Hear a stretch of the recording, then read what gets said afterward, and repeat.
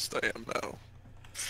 Yeah, it looks like armor changes. Hopefully, some clarifications for faction morale, which is nice. I'm hoping they're similar to Destiny 1 armor, or like something even cooler. Like they don't have to do that. Just oh, they did great with the last round of them.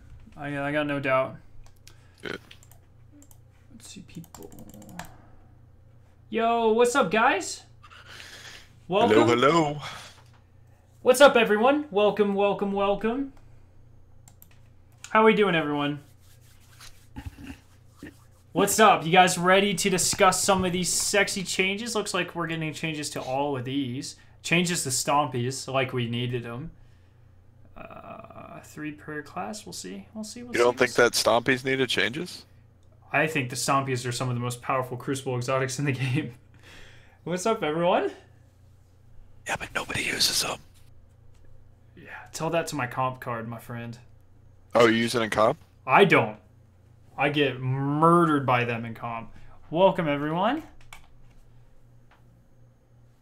What's up? All right, yeah, let's go and start. So, if you're new to the channel, like many of you are, this is the last word. It's something we do every Thursday with the This Week at Bungie. We look over all of the changes that are in this TWAB as well as any kind of news that we learned throughout the week, and we discuss it with you guys. I am joined, as always, by my co-host, Jay-Z Basketball. What's up, man? What's up? Woots, woots.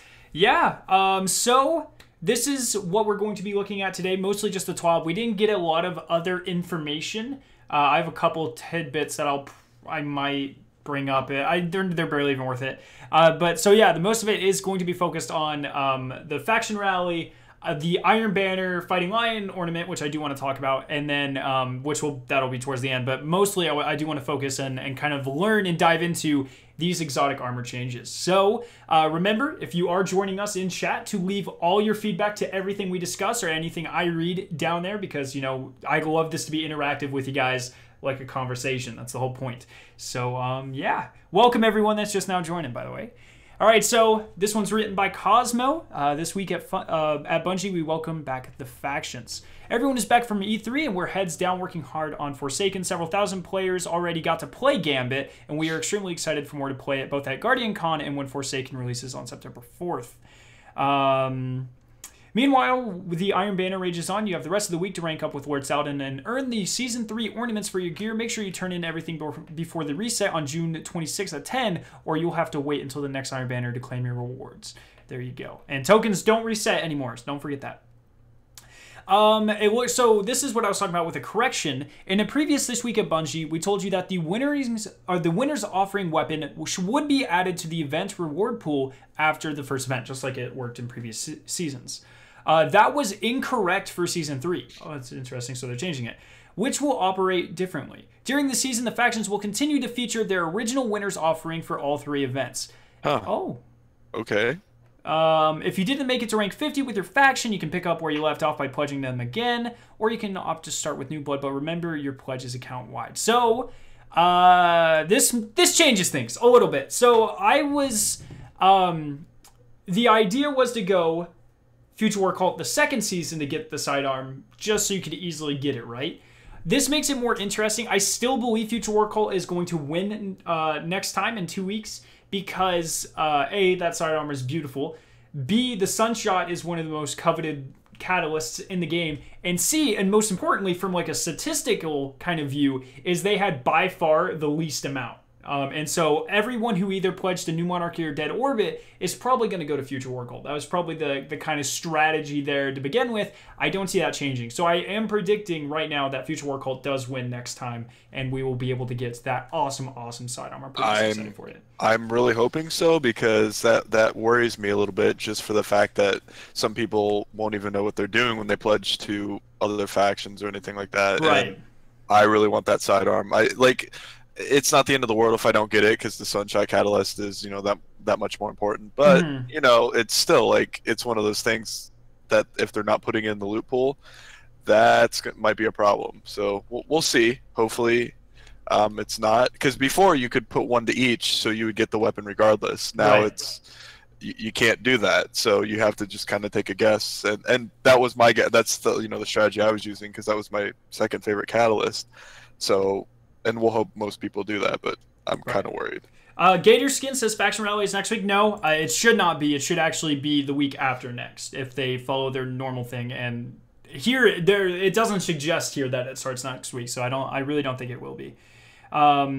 If Dead Orbit wins twice, you can expect more of those shotguns. Yeah, that'll be really weird. Because, like, what's the incentive for a faction winning more than once now? That's very strange to me. But I guess we'll see how it works out. I still think Future War Cult's going to win by a lot.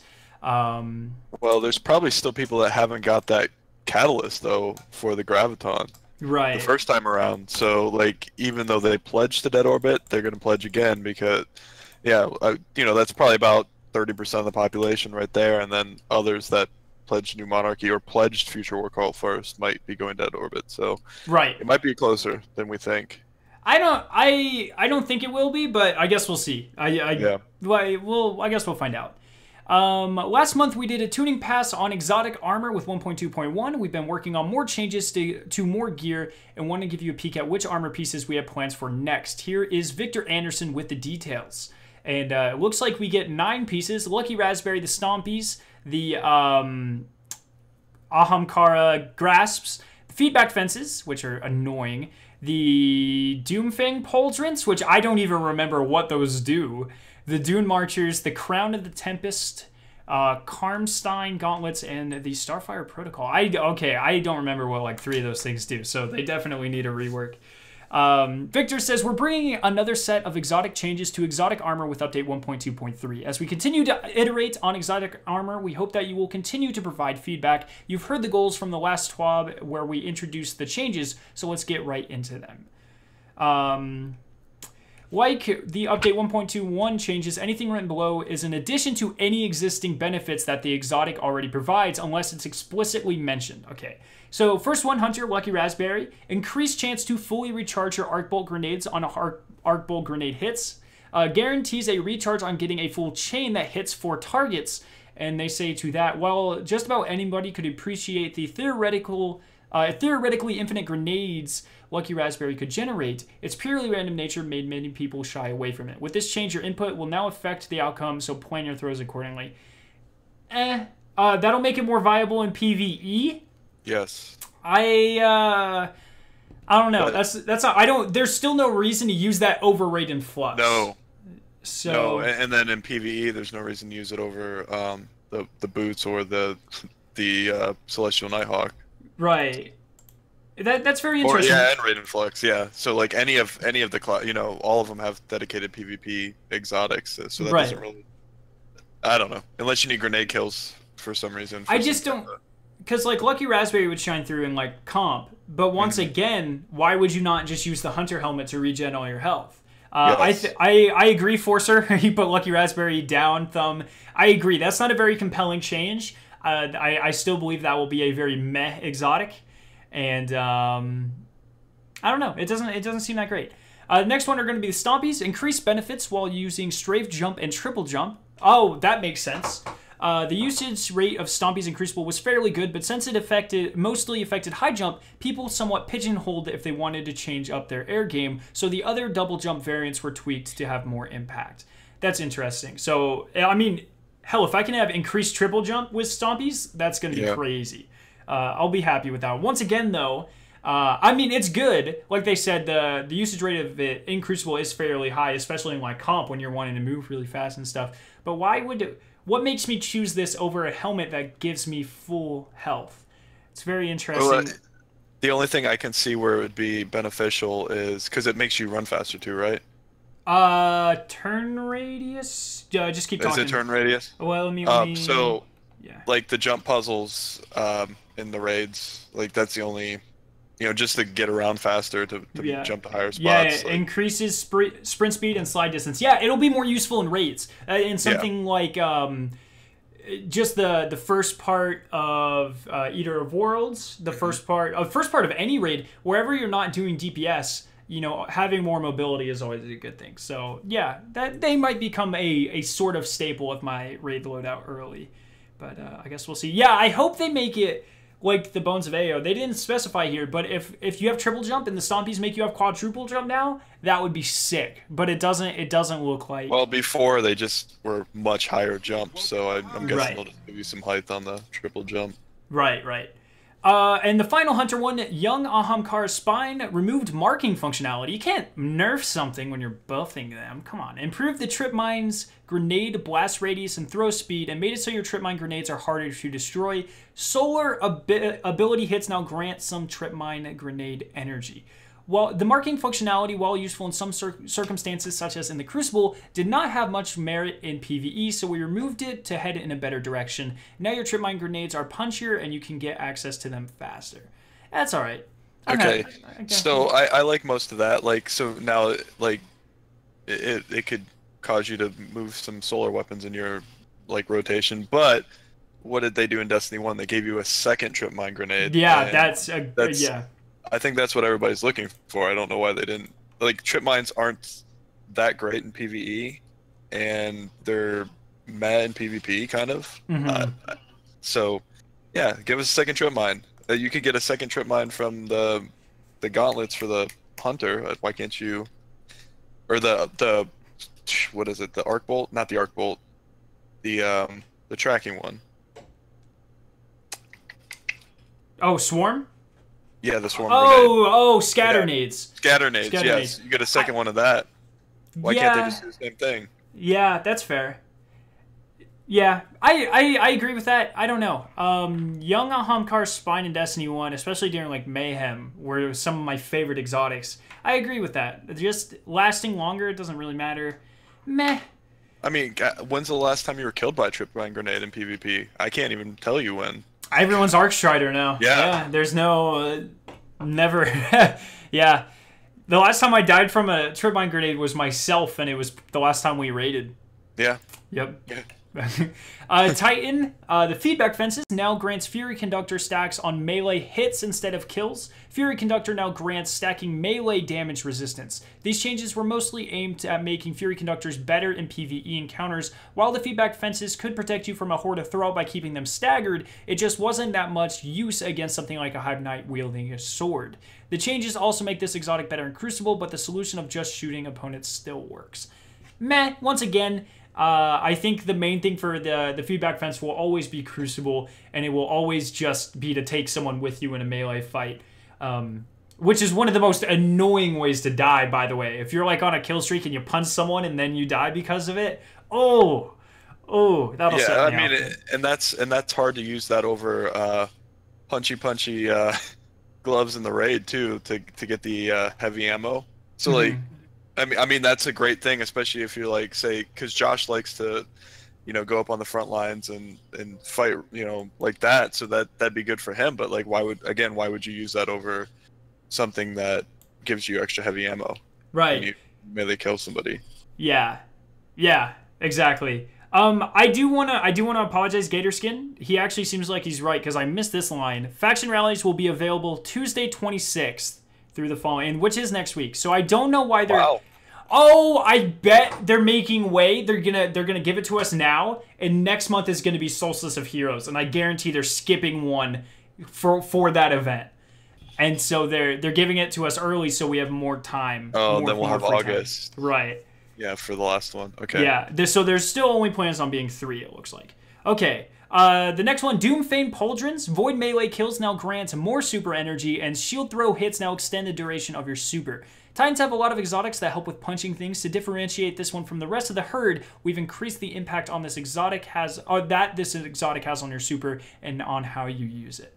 I mean, pretty standard. That'll be very helpful for Sentinel, because one of my main complaints is that it does not last very long. So this will help a lot, which is nice. And then finally, Dune Marchers for Titans. Reduce the time to activate linear actuators while you are sprinting to 1.5, down from 5 seconds. Wow. Increase the damage of the chain lightning effect. While the lightning effect of Dune Marchers was novel, the time needed started up, and its fairly low impact led to many players seeing these as sprint pants. Wait, what? What did Dune Marchers even do? There's a damage thing on them? Yeah, Yeah, that you build up an electrical charge as you're increased sprint speed. Sprinting builds up a static charge. After melee attacking an enemy, that charge will chain damage to nearby enemies. What the hell? I can't remember when that's ever procced for me. Like, using Well, now it's up 440% in PvE, so... Yeah. Jesus, okay. Interesting. I didn't know that happened. Doomfang seems like a positive charge, or change. Forcer says so too. He agrees in chat. Seems like a lot of people do, actually.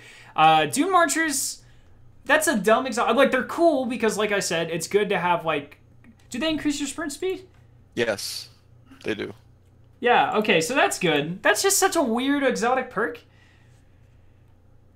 It's so interesting. Weird. It's so weird, man. Yeah.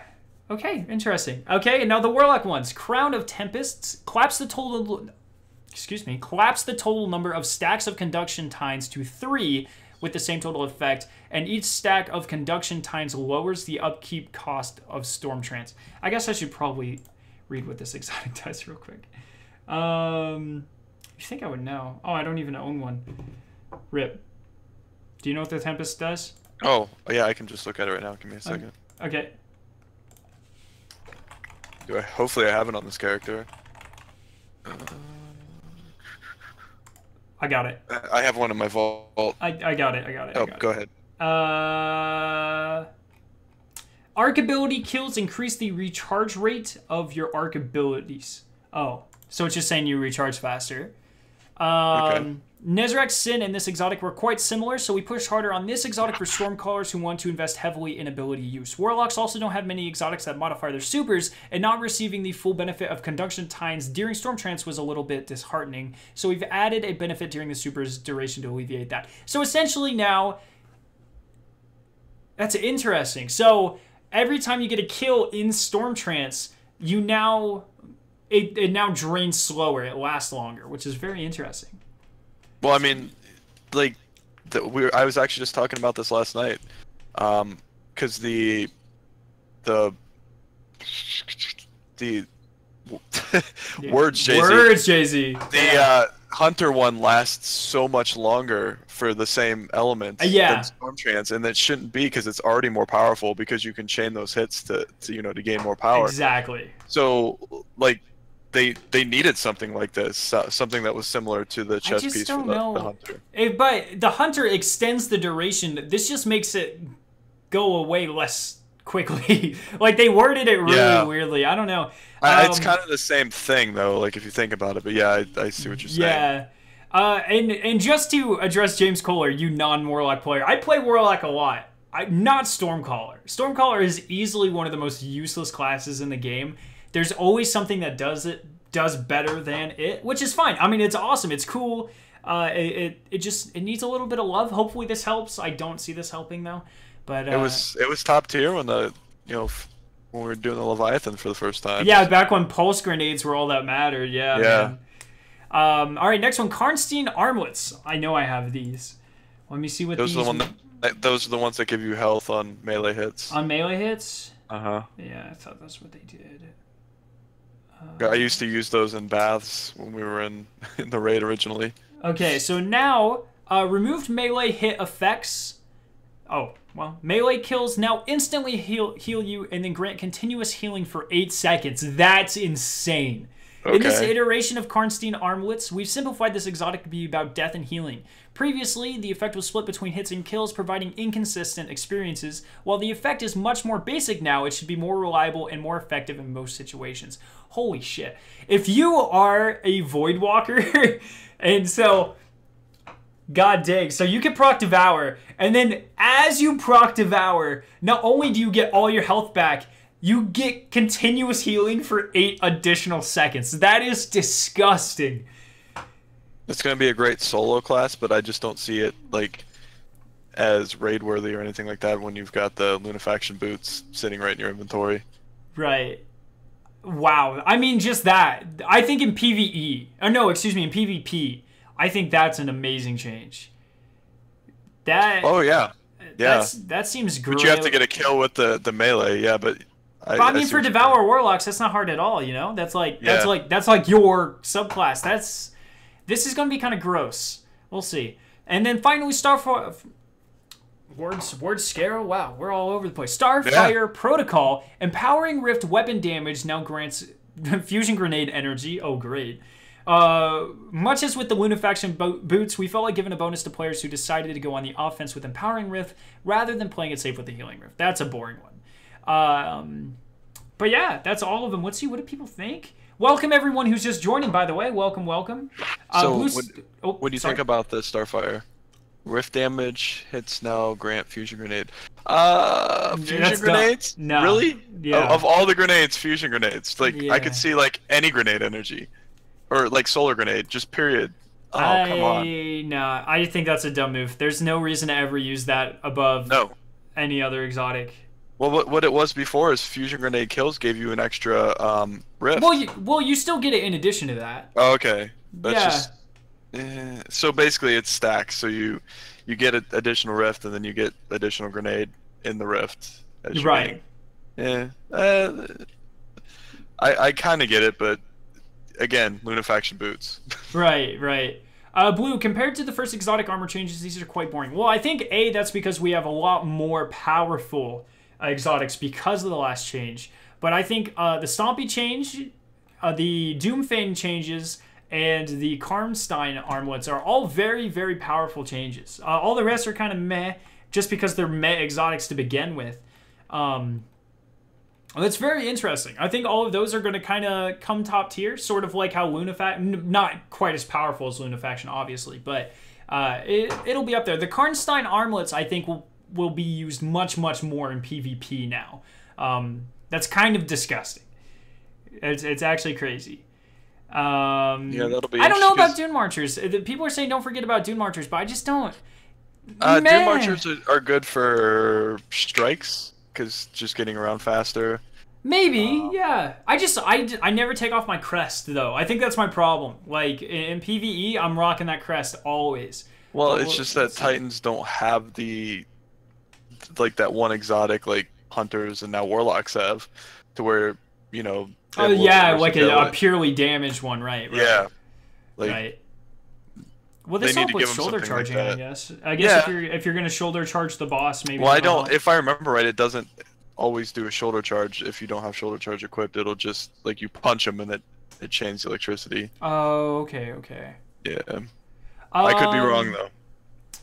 Shiloh asks, how do I get rid of the live chat on the left side of the video? Oh, I forgot YouTube does that. I think so. You're on mobile, right? So if you go back to portrait, and then there will be like an arrow to see chat. I think if you hit that up and then go back, it shouldn't be there anymore. I think it's automatically activated when you open chat in portrait mode, but I could be wrong. I don't do that, so I don't know. If someone else knows, let Shiloh know.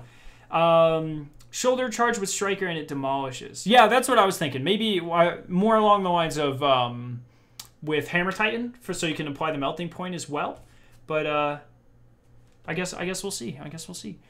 These changes will go into effect June 28th. So next Tuesday, actually. Oh wait, I'm an idiot. Shh. That was these will go into effect on July 17th. Sorry, I skipped to the next section on accident. And if you have any Bungie Pro video stuff from back in 2008, clear them up because they'll be deleted next Tuesday, which that's weird. I didn't even know that was the thing. So here we go. Here's the next thing I wanted to talk about. They address it here, but I want to talk about it with Jay-Z. So for everyone who bought the Lupus Visage ornament for the Fighting Lion, the player support is on it. That it did not properly unlock on the Fighting Lion after it was activated. We have identified all impacted accounts, and this issue will be resolved for all affected players in an upcoming hotfix. To prevent further impact until a hotfix is deployed, the bundle has been removed from the Eververse store. In the meantime, players who have successfully equipped this ornament will not be impacted as long as they do not equip the ornament or dismantle that specific Fighting Lion. To players who encounter this issue, here's what you should expect. It will be available whenever it appears. They're just working on fixing it. And they didn't give you a time for the hotfix. But I wonder how that even glitched. Like, yeah, I'm sure they just forgot to flip something in the game or whatever. So oh, go. I saw somebody, because you asked on Twitter, and I saw somebody respond to you. They said they went in dim and equipped it in that. Yeah, I tried that. I tried that. That was Psy. I did try that here. I'll even show you guys my dim on screen. So it's for certain people. It'll appear. Where's my fighting line? Here it is. But yeah, it's like it's just not there. It just doesn't exist. So I don't know. So that's the discussion I wanted to have. So here I can actually Destiny to Lupus Visage. So if you guys don't know, I made a video about this, but oh, my video is the first thing that pops up. What's up? I guess I'm going to use my own thumbnail for reference because no one has used a picture of it. Okay, so here we go. This is what it looks like. It looks like the base fighting lion, but instead of a lion, it's got a wolf on the front of it. It's part of a $10 package with Eververse. Technically, it's supposed to be themed after Iron Banner, but the argument I made is that it has a much looser connection with it. Alpha Lupi, wolves in general have a very huge significance in the lore of Destiny, and because of that, I felt okay with getting this one. And I think this is a step in the right direction compared to an emote, and all around, I was fine with purchasing this, but I know a lot of people feel passionately the other way. So, Jay-Z, I want to hear your side of it. Do you think it's all right? Why? Yes or no? Why not? And that type of thing. So, it's a two-faced article. Like, one, I'm okay with it because it's just cosmetic. Right. Like, not a big deal. Not every, you can get it if you want. It doesn't affect anything. It doesn't change anything in the game other than the way that one weapon looks. On the second part, it's, Bungie's trying to garner more goodwill with players. And they're trying to gain it back, actually. And I just think these $10 bundles, it's tough for them to say that, we want to fix everything and, we're charging you for these next DLCs, which I'm 100% okay with. Like, not even the big one, like the side ones. Like, some people are really complaining about that as well and have a problem with that. But I'm okay with all of that. It's just that I can understand both sides. Like, it's just an ornament. Like, I'm not going to buy it, and I can understand if you want your fighting line to look cool. I think it looks cool. I mean, I would get it if it, or I'd be happy to get it if it was like in the drop pool, but not a big deal. But again, Bungie has burnt some bridges with certain players, not me. I knew I was going to eventually come back to the game and have, when this DLC released. So I can understand why some people are upset because, they're just asking for another $70 from expansion pass and then, a pack or the DLC expansion, pretty soon. And then, they release this. So, yeah, that's pretty much all I have to say about that. Yeah, so one thing I will agree with, that one towel in chat is hitting it on the nose. It definitely doesn't seem worth $10, and I 100% agree with that. I think a $3-5 price point, somewhere in there. And that's what we talked about yesterday, actually. Exactly. Like, it should be about that price, especially for what you get in it. Like, yeah. If you got both the emote and the ornament, I'll give you $10 for that. Whatever. Mm-hmm. It's still technically not worth it, but it's like one of those things. I'll support it. Another way I personally look at it is like all of Bungie's other ventures go towards charity, right? The Bungie store, any kind of things they're doing, like with the shirts that they're selling right now for Gay Pride and that type of stuff. They are doing the music vinyls for children in music. There's a charity, I forget the name of it. So they do a lot of charity work. And so when it comes to, it would be very easy for them to kind of scrap that and be like, we need to supplement our salary because our people are having to work overtime because we made a product that everyone wasn't satisfied with, and we had to come up with all these changes that we originally did not plan to make, which is the roadmap. Everything that we've gotten here and previously was not originally planned for, which means it was not budgeted for. So they have to supplement their salaries in some way, and instead of going back on their charitable excursions, they instead are doing extra work and doing stuff like this, which I'm very fine with, especially if, you know, to think about it in the way I'm thinking about it, that this is going to fund like Solstice of Heroes, which is a free big event, or any of the seasonal stuff, which technically is free as well. So while I do agree that's a very expensive price point, and I would not have paid for this for an emote, especially one that is directly themed after an endgame DLC, this is a direction I'm very happy to see a company take, and I can spare $10 to show them that. And so that if it was a different week, I might have had a different response, but currently right now this is how I am interpreting it, and that's how I'm feeling about it, and I hope that makes sense. I'm always really careful here because I don't want to step on any toes or burn any bridges or make any like direct like this is fact, because everyone is going to have differing opinions about this. People are going to say, yes, it breaks the game, you know, we don't need Fortnite models. People are going to be saying, you know, Bungie's trying to scam you. Some people are going to say it's worth it. And so at the end of the day, that's why I love doing these type of things. And I see a bunch of you guys are giving good responses here, and did on my video as well, because everyone is going to have a different opinion on this. So I like what you said about, because like you don't think about them just, you know, releasing all this new content because, you know, they had to change their direction and work extra hours. Like, I wish they would have come out and explained that, and that's why they're doing, or, you know, just at least said something small like that. Right. Because I that could be completely wrong. Like, that's me justifying it to myself. But I mean, I'm sure that's what part of what it is. Like, right.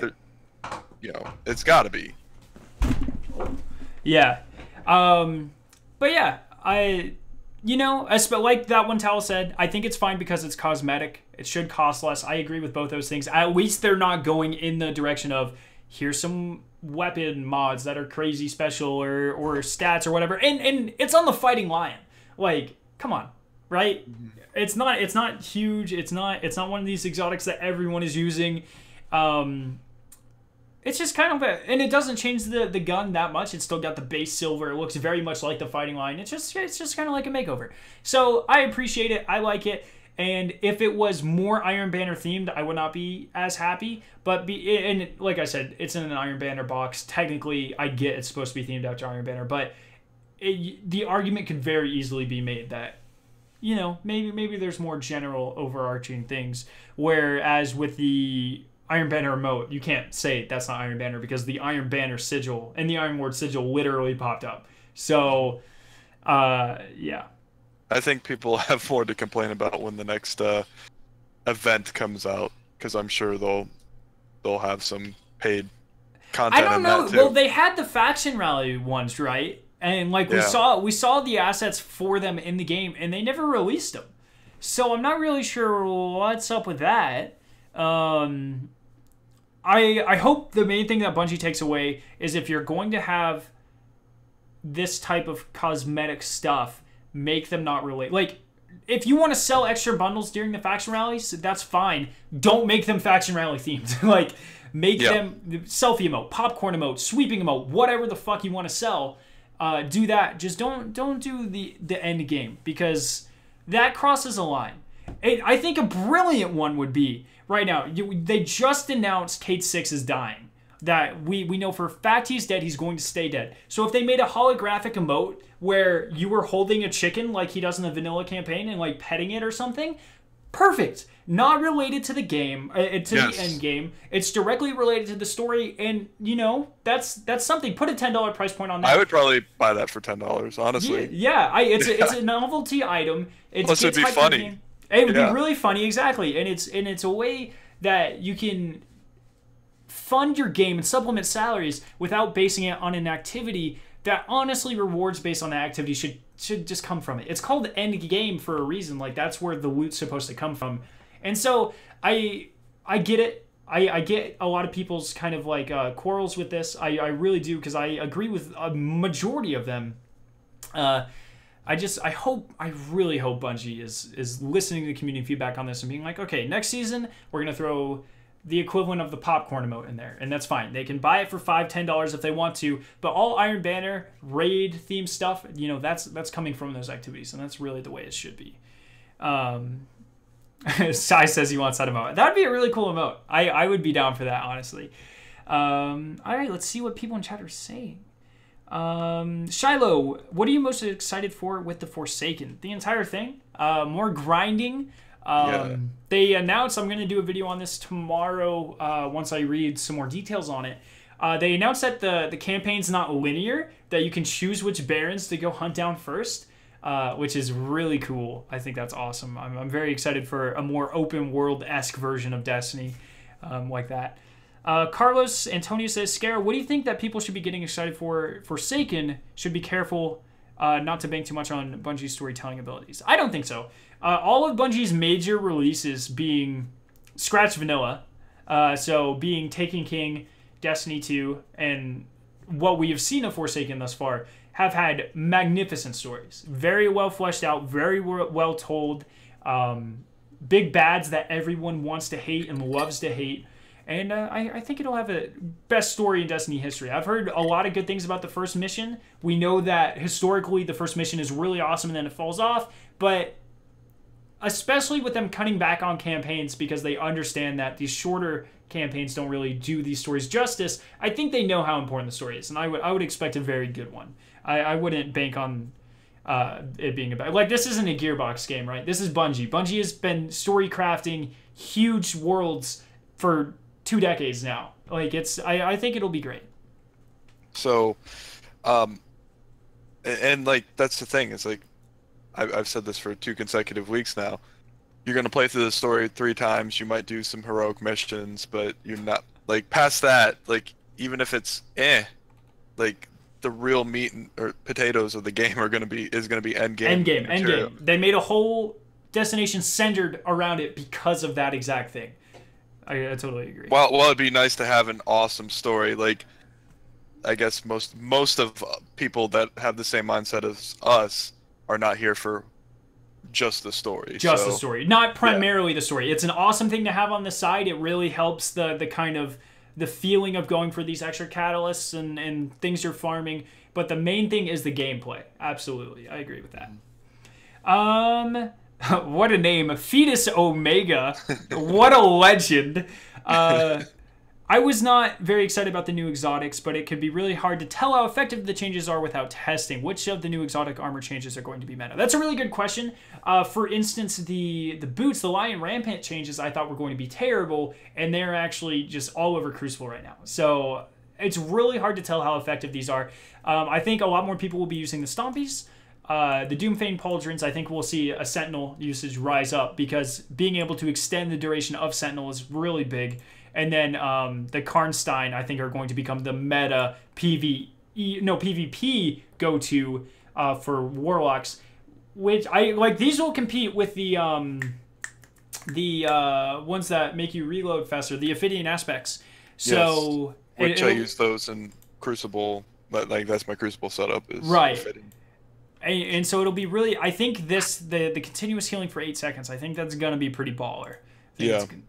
Mena, why don't Titans get as much love as Hunters and Warlocks? Because a lot of their exotics are already really good. I mean, Hunters have really great exotics, but because you have things like the Orpheus Rig and the Celestial Nighthawk, it means you have a lot of exotics that are just no one ever touches. Lucky Raspberry is a great example of that. I mean, when's the last time you've ever used a Dragon Shadow? Or Frosties even? Like, there's a bunch of exotics for Hunters and Warlocks that don't get touched. And the same could be said for Titans, but I feel like because they don't have these dominating exotics, a lot of them are more in the medium. So instead of for like Hunters and Warlocks, you have awesome and terrible. For Titans, you just have a bunch of like, yeah, these are pretty good. And a lot less of the absolute baseline. So I wouldn't say they don't get as much love. I would just say their exotics are in a more balanced place right now, comparatively. Something I agree. Like that. So let me ask you this before you get the next question. Yeah.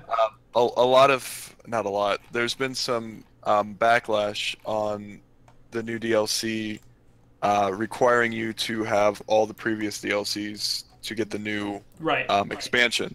Like I know my feelings on it, but I just want to hear your thoughts on it. Look, it's a progressing world. You've had the game free to play now if you didn't get the first 2 for an entire year when this DLC comes out, and there are bundles starting at 50%. Going up higher for the base game and both expansions. It'll cost you like $40. I get it. It's an additional thing, but I mean, let's be real. No one's going to be jumping into Forsaken if you don't already have base Destiny 2. Probably. Maybe you sold it or something. So you buy a used copy of Destiny 2 and you get the expansion pass for $20. So you have to spend $65 to play this DLC instead of the $40 for just buying Forsaken. And that is still cheaper than the people who have played it this entire time, who bought everything at market value. Yeah. So I think I'm fine with it. It makes sense to me. I'm sure they'll be doing a lot of, especially with like Crucible maps, even if you don't own the DLC, will be in there. I can't think of any specific reasons, but to me it makes sense, and I'm fine with it. And I think people should be, if you're at a point where you're not willing to spend the extra money on the expansion passes, this probably isn't the game for you, anyways. Like unless you're just physically not able to. If you've been holding out on the DLCs for this long and you don't like where the game is post Warmind, you're probably not gonna. We had a clanmate say that actually about Forsaken. Like, he was not interested in the game now and he was looking to come back, buy Forsaken, and that was my response. Like, Forsaken doesn't seem to be changing anything, just doubling down on what we found with Warmind. It's just making it more grind intensive, more hobby like, focus on the hardcore players. So if you don't like where Destiny is now, I really don't see how you're gonna like it anymore when Forsaken comes out, because it'll just be more of the same thing but even more hardcore. Like, it'll be different activities, but it'll be like the same type of game. So I'm fine with it, but I don't know. What's your feeling on that? No, I completely agree with you.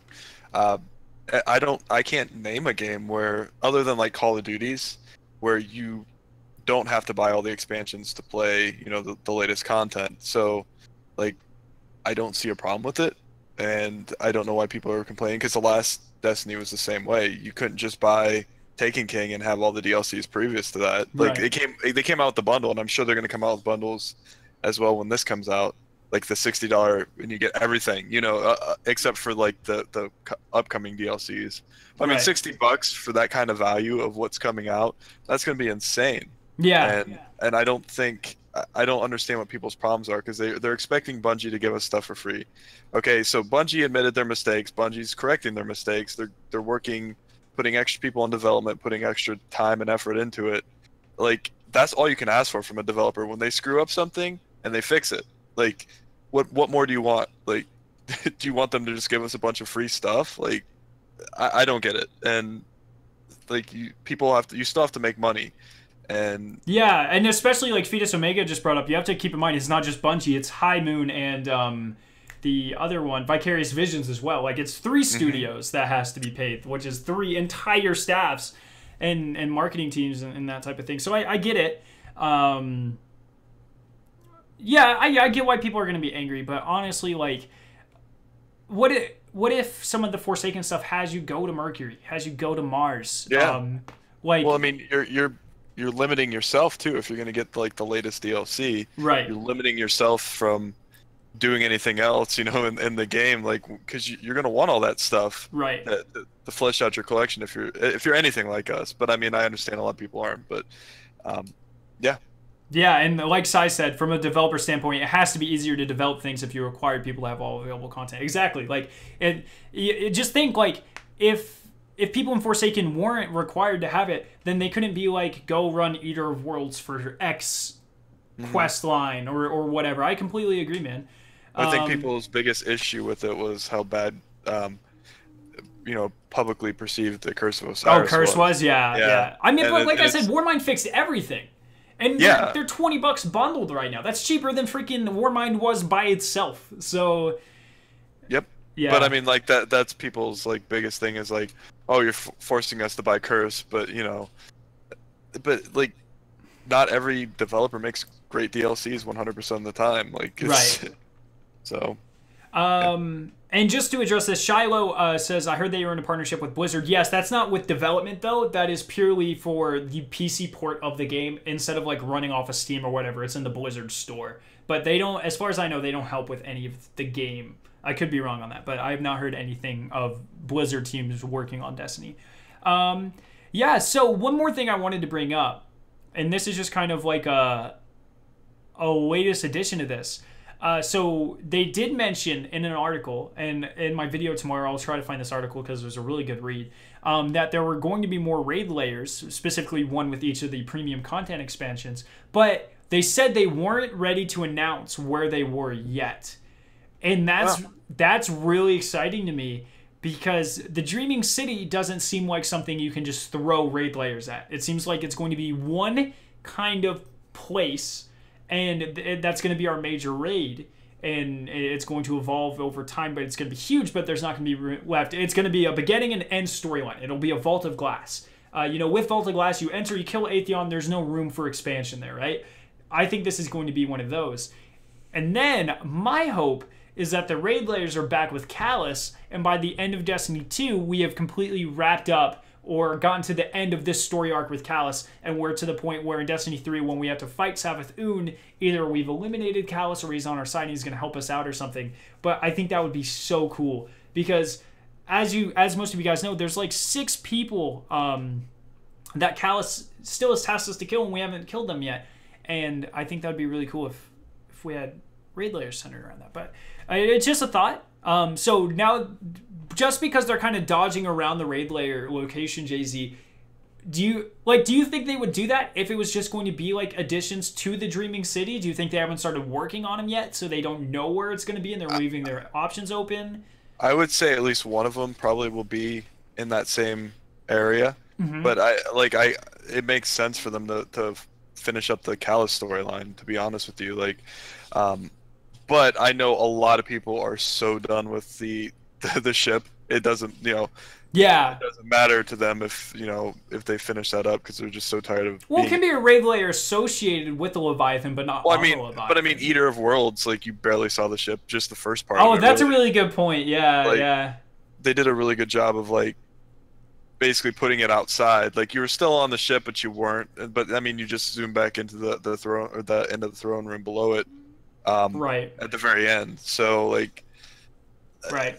If they can create a room or a world, because even Spire, it doesn't, you're on the lighthouse on the Leviathan or whatever. Not but lighthouse, it doesn't seem like the Leviathan. But it doesn't. No. Right. And so that's, other than Callus's robot being there. Spoilers, sorry. You son of a bitch! I know, I ruined it for everybody. but I don't have a problem with it, but I know a lot of people, even in our raid team, are tired of going back to Leviathan. So I don't know. As long as there's cool mechanics, you can put whatever skin you want on it. I would do a My Little Pony raid as long as it was fun and challenging. Exactly. Hell yeah. That's my whole thing. It's all I care about is raiding. I don't care about where it is. As long as it's fun, the bosses are good, the mechanics are cool. And the loot's awesome. That one's good. You can put us on Rainbow Road from Mario Kart. I don't care. Just throw something at us. The next person who asked, but previous DLCs like the Dark Below and House of Wolves were $15 each. Well, they were $20 each, and those are minor expansions. This is a major expansion, so it's going to be priced like the Taken King because it's twice the size of those. So that's why it's so much. Reese Franny, the one thing I don't like is that I paid $100 for the base game and expansion 1 and 2, but now I know they're selling the base game and expansion 1 and 2 for $80. That's how depreciation works.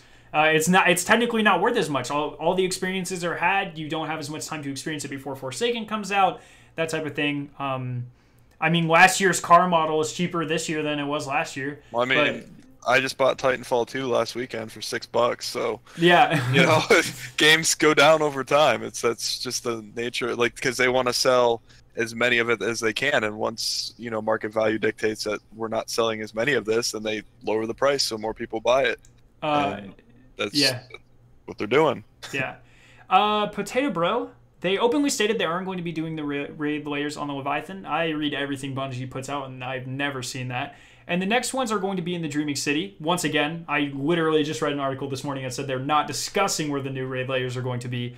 And Savathun won't be Destiny 3. It will be its own expansion. Once again, all the evidence that we have, that was 3 assumed statements in a row. All the evidence that we have points to no campaigns in Destiny. They have openly confirmed that going forward past Forsaken, which means they're not going to waste a DLC on Savathun because that is a huge story point, which means that is going to be the next major expansion, which is either Destiny 2 Year 3, or like what we know of the Activision Bungie contract suggests, Destiny 3, which will launch in a year from September. So it is very, very, very likely Savathun will be Destiny 3 and not Destiny 2, unless they change the contract behind the scenes. Of course, we don't. That's not public.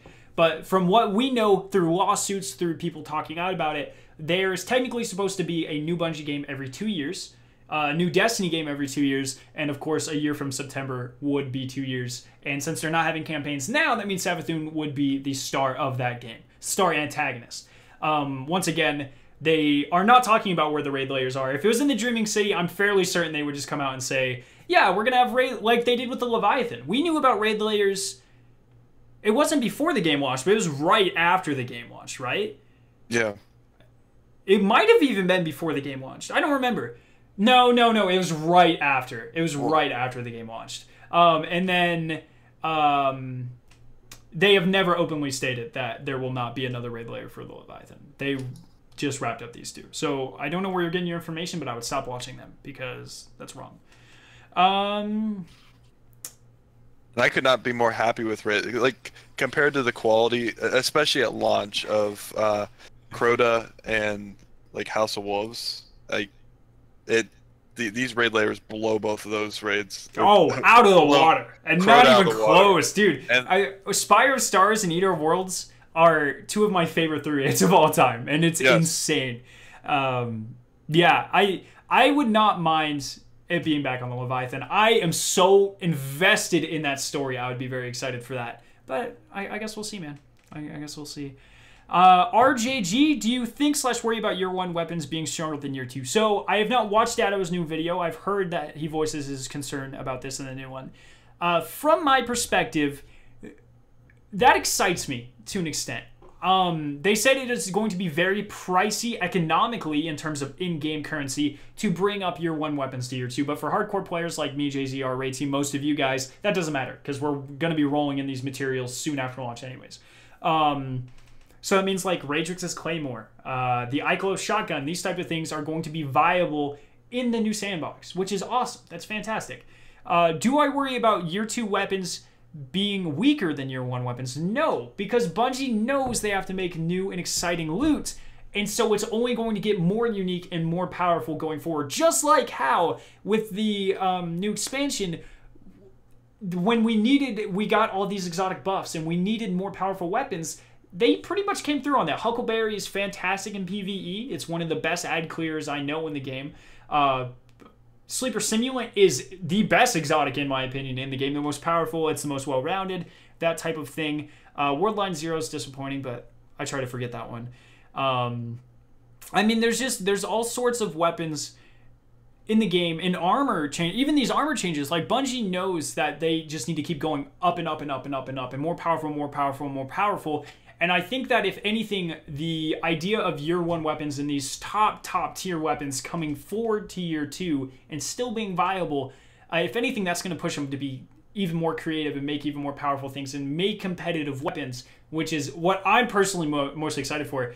There's kind of a saying in business is like the best motivation for invention is competition or something like that. And essentially Bungie is being their own competition right now. And that just means they're going to have to be more innovative. It's the driver of innovation is competition. That's the saying.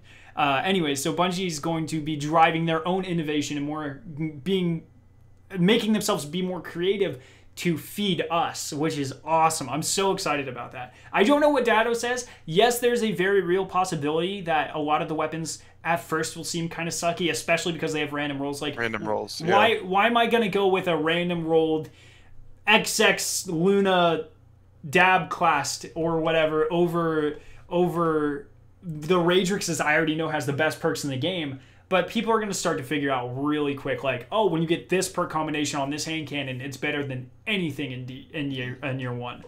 So it excites me personally, but once again, we'll have to see more about it to really be sure.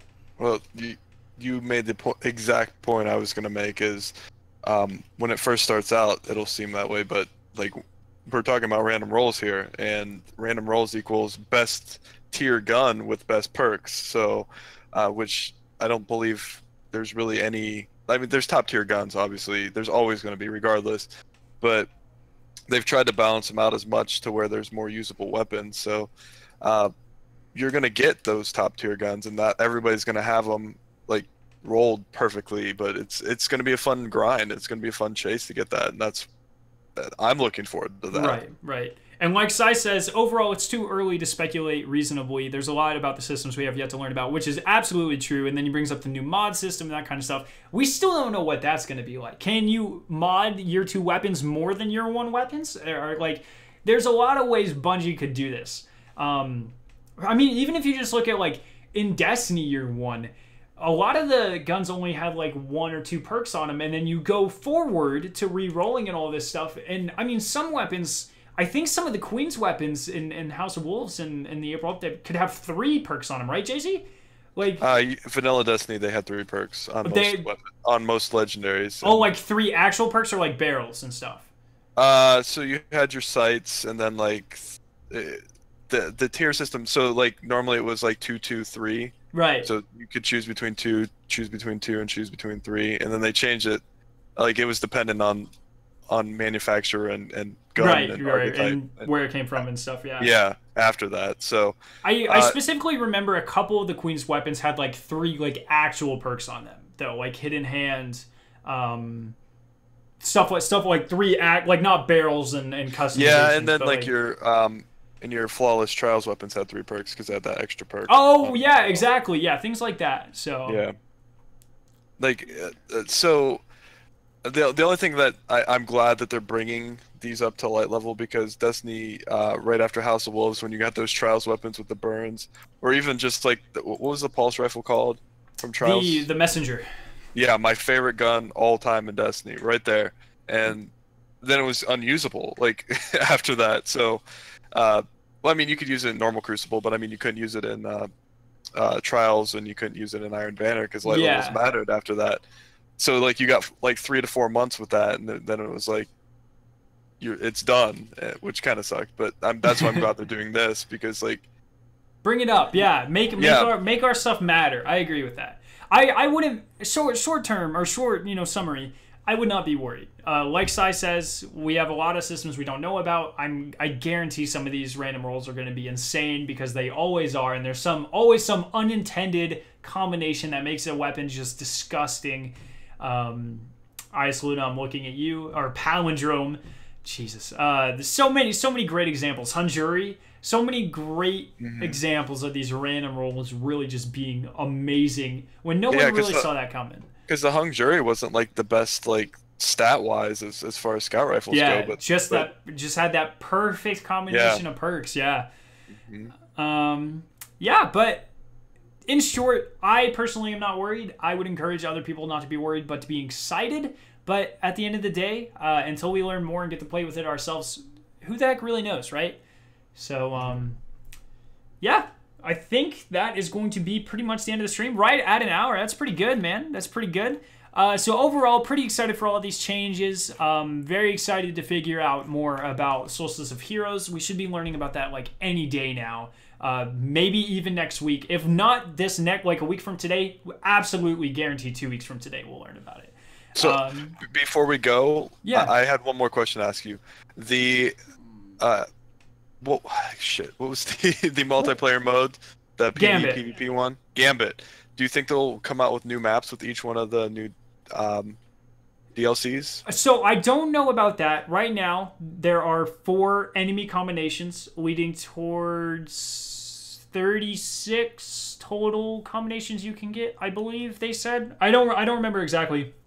But for instance, there's like a Fallen theme side, a Cabal, a Hive, all of these. So there are already a lot of different maps. I think the popularity of it at launch will determine how many resources they put towards it, though. Okay. Because I could see them, instead of doing story, like at least making a raid layer type activity, and then one of those maps, and then like 2 or 3 Crucible maps a piece. So that would make sense to me. But right.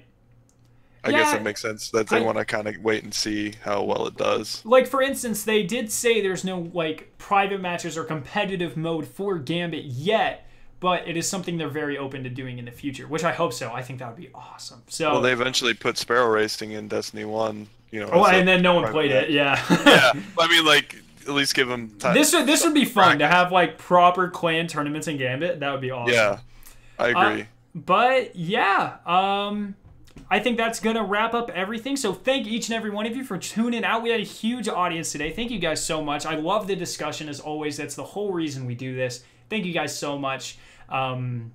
Yeah, so if you want to keep up to date with when all the streams are going to be happening, when videos are live, or just my overall thoughts on stuff I don't make videos on, you can go follow me on Twitter at Skarrow9, exactly my gamer tag, exactly my channel name.